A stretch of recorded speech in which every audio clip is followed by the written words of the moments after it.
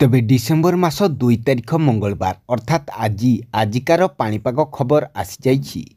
तेबे श्रीलंकार तांडव रचिथिबा सामुद्रिक बात्या डिटाओ एबे दक्षिण भारतर तामिलनाडु पौंडुचेरी उपकूल आड़कू अग्रसर हेबारे लागिछि। आउ 12 घंटा मध्यरे अवपातरे परिणत होई दुर्बल होइजिबो बोली पाणीपाग विभाग पक्षरु सूचना दिया जाइछि। तेबे एहार प्रभावरे तामिलनाडु पौंडुचेरी समेत आंध्र प्रदेश उपकूल अंचल में प्रबल वर्षा और पवन लगी रही फल साधारण जीवनजाता प्रभावित होइछि। एहार प्रभाव ओडिशा उपरे मध्य पड़िबो। तेबे एहार प्रभाव ओडिशा उपरे मध्य पड़िछि। आज संध्या सुधा ओडिशा राज्यर 11टी जिले में प्रबल वर्षा हेबाकु थिबा बेले 19टी जिले में पाग मेघुआ रहिबा सहित वर्षा हेबार संभावना नाही बोली कहिछि भुवनेश्वर स्थित आंचलिक पाणीपाग विज्ञान केन्द्र।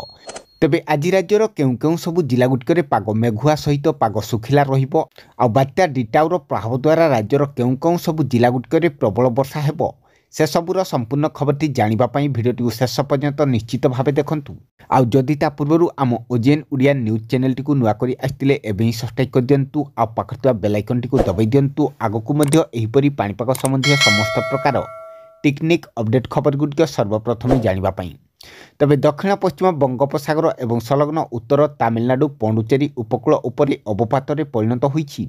आ पुनश्च उत्तर को गति करी 1 घंटा मध्यरे 5 किलोमीटर घंटा बेगरे उत्तर आड़कू गति करिथिला एवं डिसेम्बर 1 तारिख रे दक्षिण पश्चिम बंगोपसागर एवं संलग्न पश्चिम केंद्रीय बंगोपसागर उत्तर तामिलनाडु पौंडुचेरी एवं दक्षिण आंध्र प्रदेश उपकूल फारेनहाइट निकटरे चेन्नई भारतरू प्राय 50 किलोमीटर पूर्व दक्षिण पूर्व पौंडुचेरी भारतरू 130 किलोमीटर उत्तर पूर्व कुटालोर भारतरू 150 किलोमीटर उत्तर पूर्व नेल्लोर भारतरू 200 किलोमीटर दक्षिण दक्षिण पूर्व उत्तर तामिलनाडु पौंडुचेरी उपकूलरू गभीर डिप्रेशन केन्द्र में सर्वनिम्न दूरता प्राय 40 किलोमीटर रही बोली पाणीपाग विभाग कहिछि। यह उत्तर तामिलनाडु पौंडुचेरी एवं दक्षिण आंध्र प्रदेश उपकूल सहित समान भाव में धीरे धीरे उत्तर आड़कू गति करी आसंता 12 घंटा मध्यरे एक डिप्रेशन में परिणत हेबार संभावना बहुत अधिक रही बोली पाणीपाग विभाग कहिछि। एही प्रणाली डिसेम्बर 1 तारिख मध्याह्न सुधा चेन्नई उपकूल में 50 किलोमीटर दूरता मध्यरे दक्षिण पश्चिम एवं संलग्न पश्चिम केंद्रीय बंगोपसागर उपरे केन्द्रित होइछि। एहार प्रभाव रे राज्य में प्रबल वर्षा सहित हालुका वर्षा जारी रही।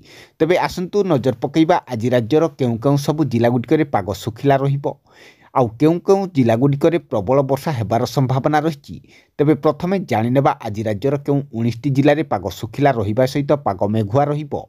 आउ से सबु जिलागुड़िक होउछि केन्दुझर, मयूरभंज, बालेश्वर, भद्रक, जाजपुर, ढेंकानाल, केन्द्रापड़ा, जगतसिंहपुर, कटक, खुर्दा, पुरी, नयागढ़, झारसुगुड़ा, बरगढ़, नुआपड़ा, कलाहांडी, रायगड़ा, नवरंगपुर, कोरापुट रहितिबा बेले आउ एहा परे 11टी जिले में प्रबल वर्षा हेबाकु थिबा जिलागुड़िक हेउछि मालकानगिरी, गजपति, गंजाम, कंधमाल, बौद्ध, बलांगीर, सोनपुर, अनुगुल, समलपुर, देवगढ़, सुंदरगढ़।